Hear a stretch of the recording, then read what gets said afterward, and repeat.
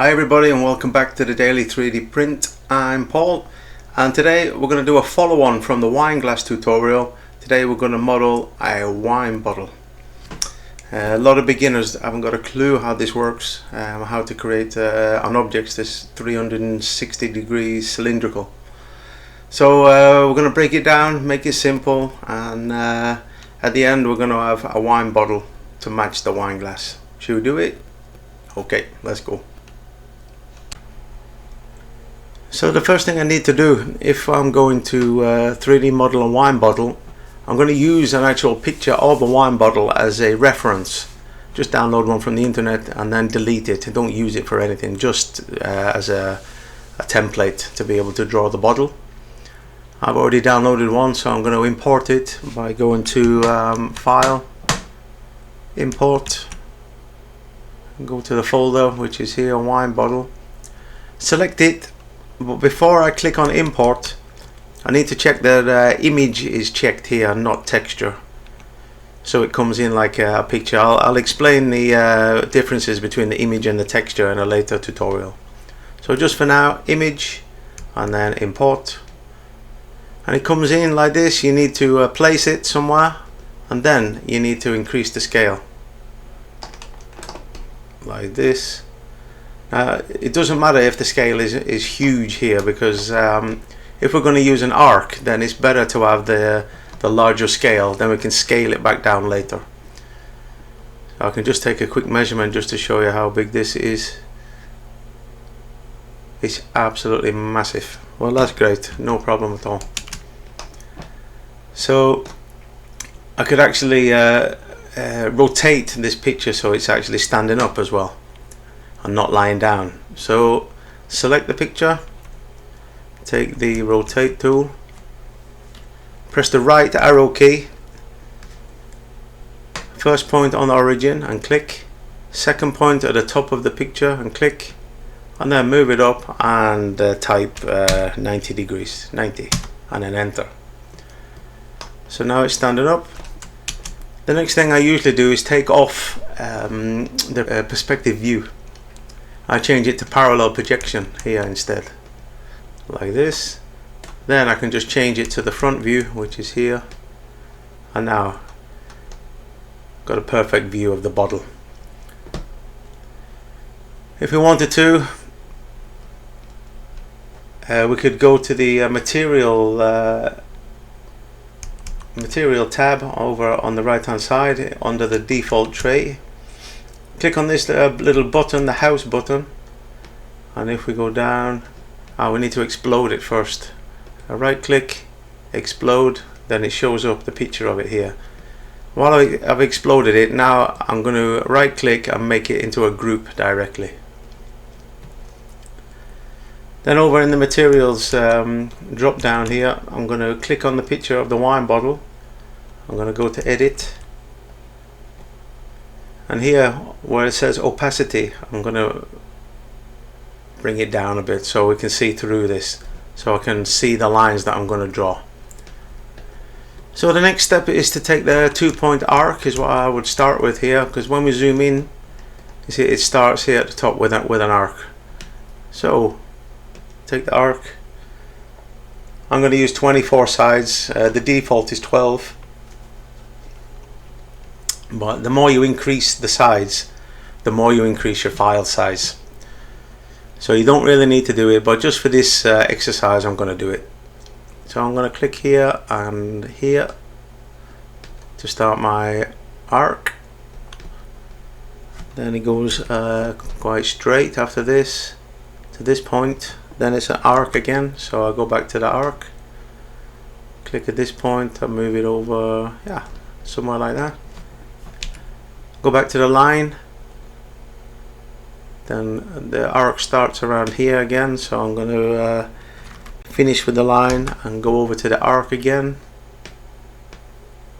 click once and twice, so I get my nice arc.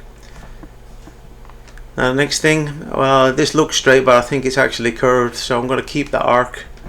I'm going to click around here and then just move it in slightly like this, so it's a slight curve on the bottle. keep the arc tool around here like this, and then an arc the other way around here. Now I'm just going to follow the profile of the wine bottle. Sometimes it's straight, sometimes it may be a little bit tapered. I'm going to finish around there, and then a slight arc on the bottom as well, just like this, and then I'm going to make it straight. I'm going to go from here to around the center of this bottle, so around there. And while the profile is selected, I'm going to give it a thickness with the offset tool. So just move it in slightly like this, and I need to connect these two edges together, or these two endpoints, so we'll do that with the line.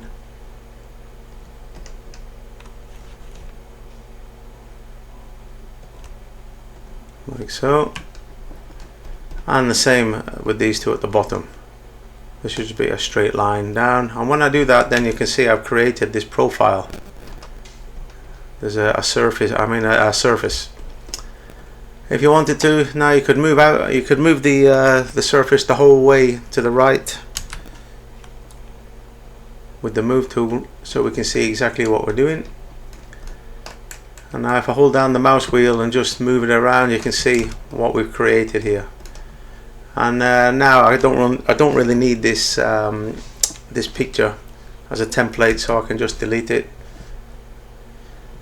So the next step is to create a circle, and it should be lying flat like this, but just so it doesn't jump up when you move it near the wine bottle, press the up arrow so it locks it in the blue axis. Then the center of the circle is going to be on this endpoint. I'm going to use this endpoint as the outer ring. So now it's prepared to, we can use the follow me tool for this one. We click on the edge of the circle, so it's selected like this. Go over to the left hand side, and here's the follow me tool. Select it, and then just click on this surface, and then just wait for the bottle to create itself. So click the surface, and now I'm just waiting, and there it is. Now I can delete the circle at the bottom. Just click once on the edge of the circle and delete.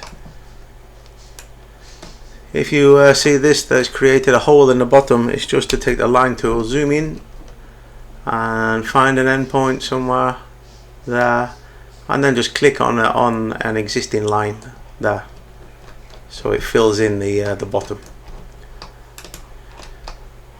So there we got a nice wine bottle. It looks great.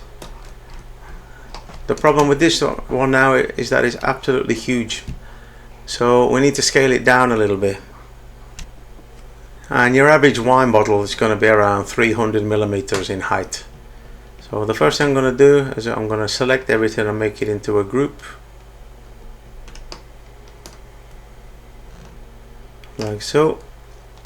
Maybe move it over to the origin, which is here where the axes meet each other, like this. And then I'm going to go into the group, double click. I'm going to take the tape measure, which is here. Click Control twice just to take away the extra functionality of it. That's it. Now it's just the pure tape measure tool, and I'm going to click on the bottom to the top, and it's going to be around 300 millimeters. When I press enter, do you want to resize the active group or component? Oh yes, I do. So yes, and you can see how big that was. It looks like the bottles disappeared, but if I zoom in and zoom in, here we got it. And now I can click outside the group to deselect it. And that's it really, of how to create the wine bottle. If you wanted to, you could import the other, the wine glass, if you followed along with the first tutorial, part 1 of this. But I'm just going to leave it as it is just at the minute like this, and I'm going to save it because we're going to model maybe a table as well, and bring it in and create a little scene, a 3D scene of this. So that's all for today. Thanks for watching, and don't forget to leave a thumbs up and subscribe to the channel. And there's going to be coming loads more tutorials, a little bit more advanced now. So we've gone through the basics. Now it's time for the good stuff. So see you next time.